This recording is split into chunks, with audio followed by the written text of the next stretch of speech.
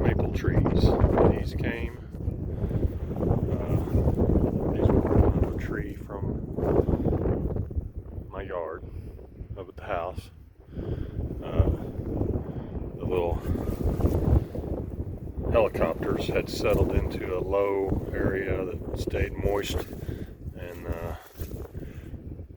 all these little maple trees popped up. Well, and they're just in a big clump, so I pulled a bunch of them up. I'm gonna transplant them down here near the pond. This is where I did prescribed burn, or a controlled burn out in here, and it's coming back nice and green, and a lot of dirt showing. But long term, I think this could be a little bedding pocket. And one thing I've learned is deer love these maple trees. They won't leave them. The ones I planted in my yard, they won't leave them alone. There's a few of them they just keep. The ones they didn't touch are almost 10 foot tall, and I've got some others that are still 2 to 3 foot tall because the deer just keep them pruned back. But I'm going to plant these trees.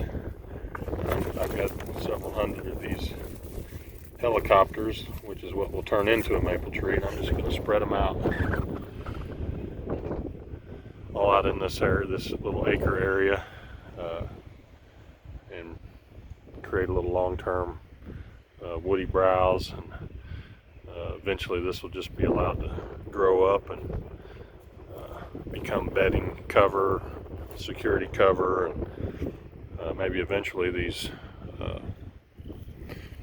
maple trees can get hinged over. I've planted three of them, and I'm just gonna one there, and I'm just gonna spread them out, see what happens. Worth a try. I know the deer will eat them. A lot of them won't make it because the deer will just eat them down to the nub, but I think if I put enough, there's no way they can get them all.